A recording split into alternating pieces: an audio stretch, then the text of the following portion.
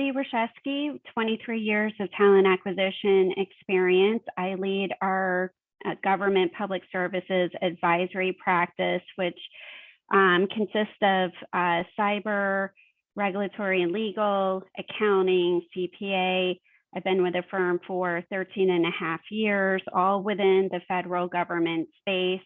I've spent most of my 23 years around the federal government contracting, so very long time. Had a short stint within telecommunications, but that was maybe about 2 years in length. Here at Deloitte, we work on everything that any of our industries need, anywhere from oil and gas, media, telecommunications, all the way to where I sit, which is the government public services practice. And we're at the forefront of a lot of the federal mandates and contracting and everything that the federal government is working hand in hand with that presently. Right. Well, Kendy, it's no secret that there's a shortage of qualified cybersecurity professionals out there right now. Are cybersecurity specialists in demand at Deloitte as well? Yeah, so I don't know if you've heard, but President Biden has been not shy about saying that there's about a 500,000 unfilled cybersecurity positions presently. And I do see that that number is going to continue to grow with all of the different mandates and everything that's been happening as recent with the Colonial Pipeline, the supply chain issues, everything. I mean, cyber is really at the core. He's even quoted, I think this is one of the best quotes that really kind of sums it up, is that the core national security challenge that we're facing, the American people are facing, and our economy facing is cybersecurity. And so we've seen a lot of actions around the White House, Congress, et cetera, around cybersecurity measures, which spans into the need for more people, more jobs. So some of the stats that we're seeing is that from the 115th Congress to the 116th Congress, which is 2019 to 2020, there's been a 40% increase in cyber bills that have been introduced.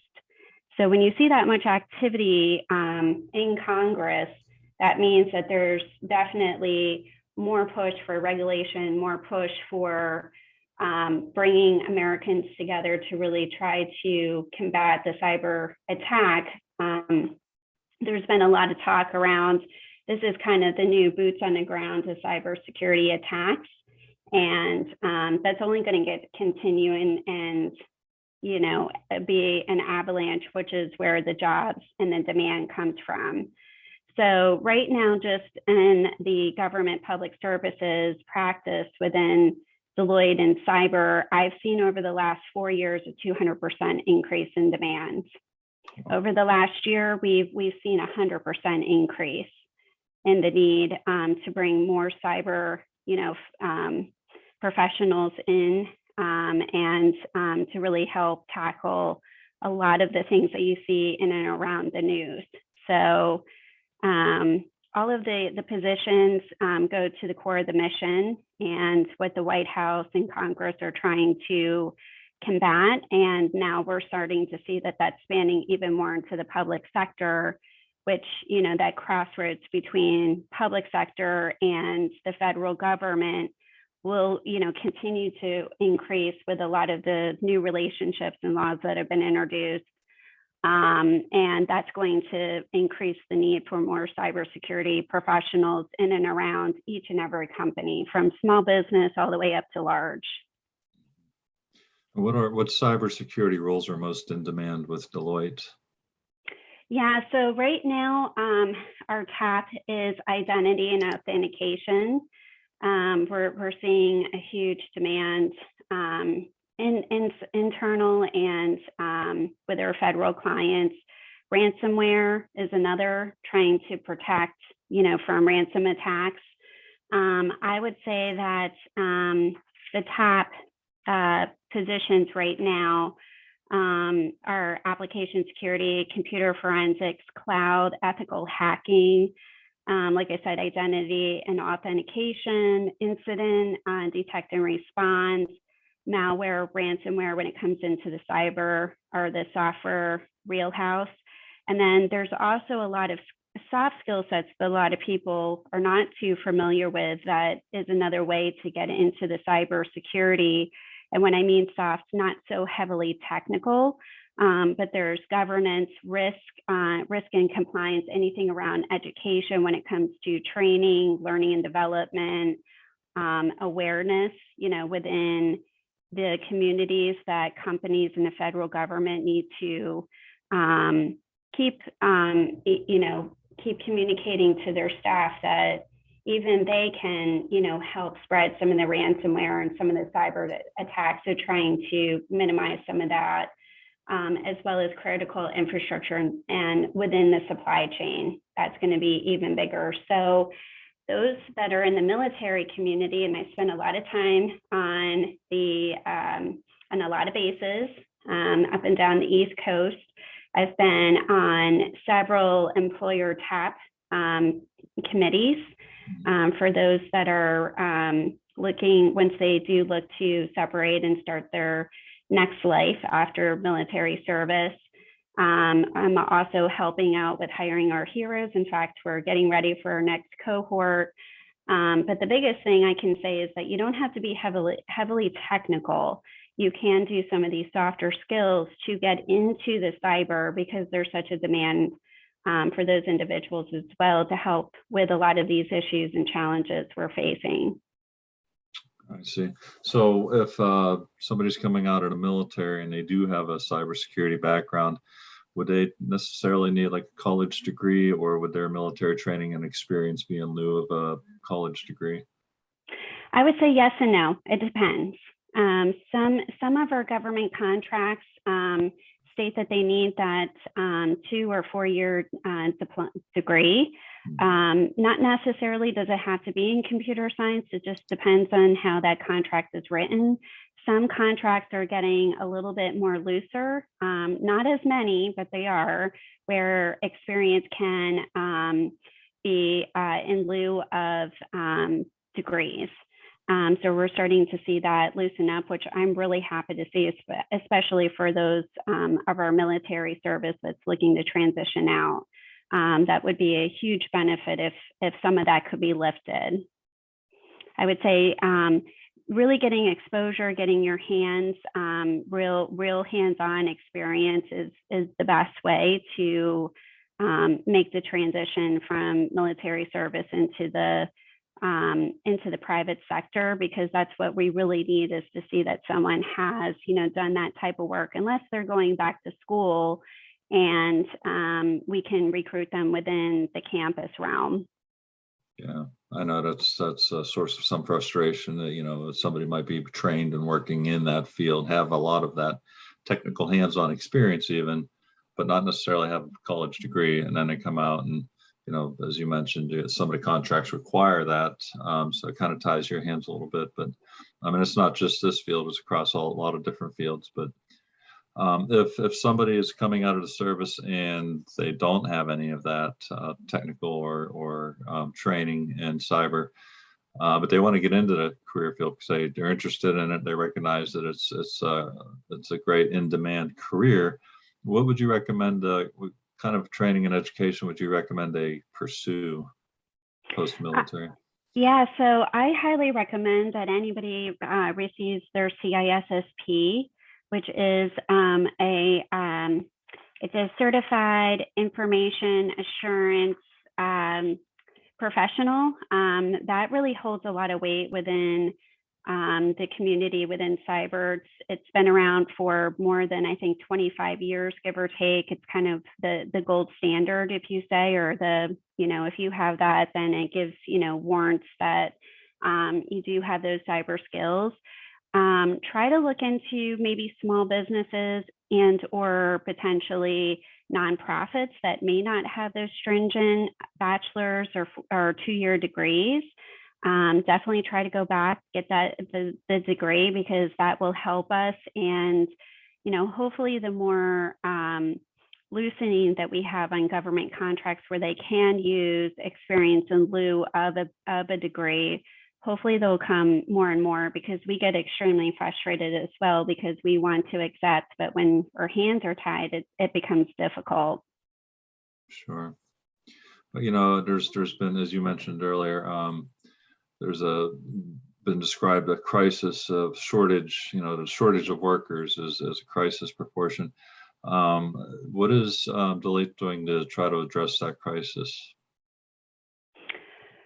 Well, continuing to recruit and hire more recruiters to try to unveil a lot of those individuals that want to get into security, have the security background, or that want to work within the federal and or private, because we also do that as well. But we're trying to really hire more on campus, trying to do a lot with Girls Who Code. That's another area.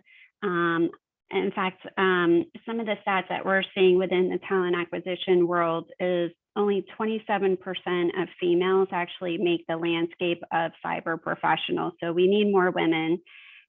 Diversity, only 34% are diverse candidates. We need more diversity, more women. We just need more people in general to get into the cyber realm and move potentially from information technology, which has always been a hot ticket item, but move more into that cybersecurity. In fact, we're seeing from the Bureau of Labor Statistics that information technology is only growing at a 13% rate between 2020 and 2030.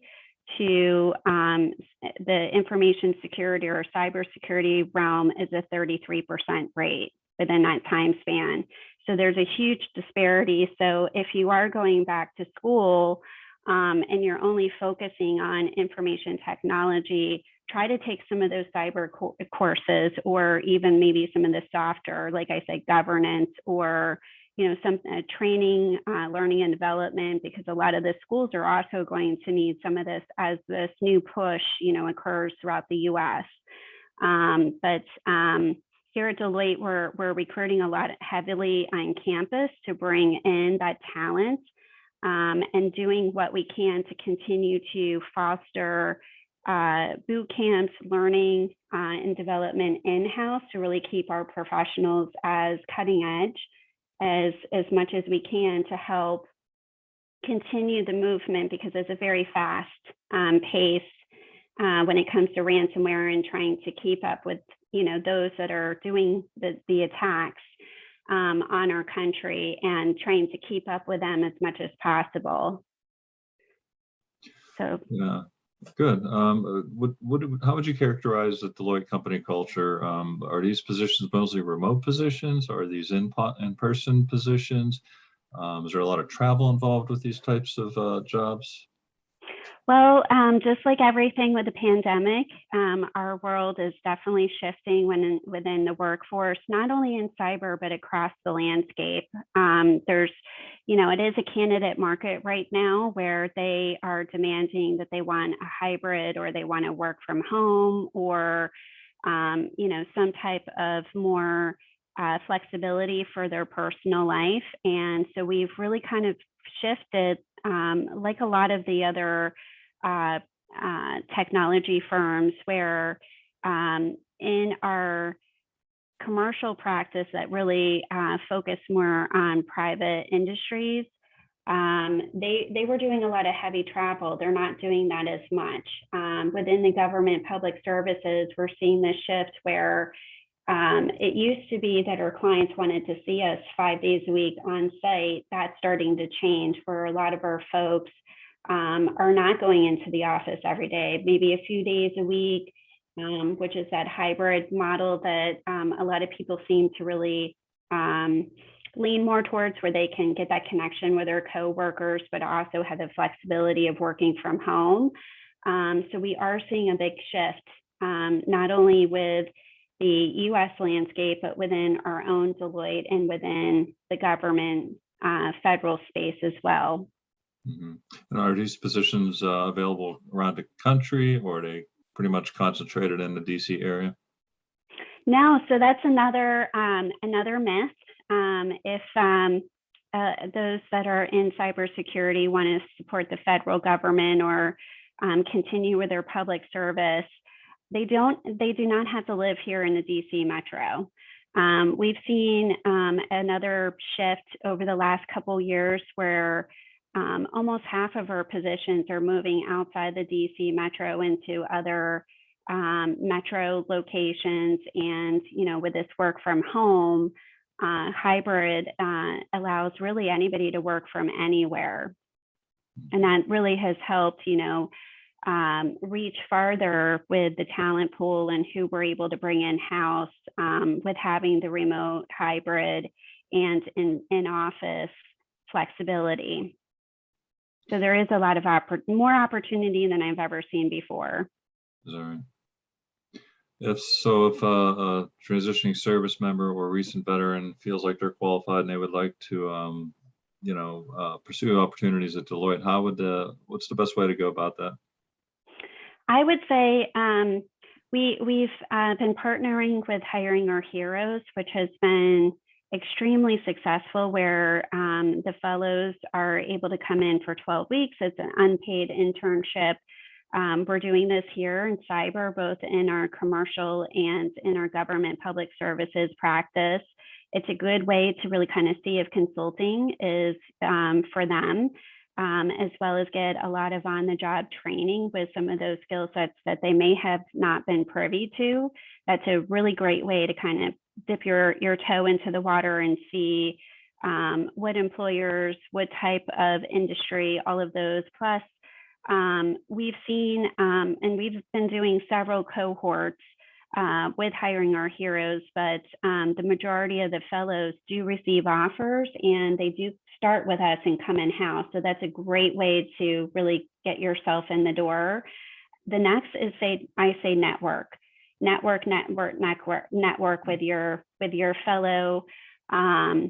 your fellow former military service members, as well as your neighbors, anybody you know, because the number one source that most employers will definitely say for hiring within their own community and their own employer is referrals. Those referrals are heightened, have much more visibility with the recruiters than just applying to Deloitte.com. That's another great source.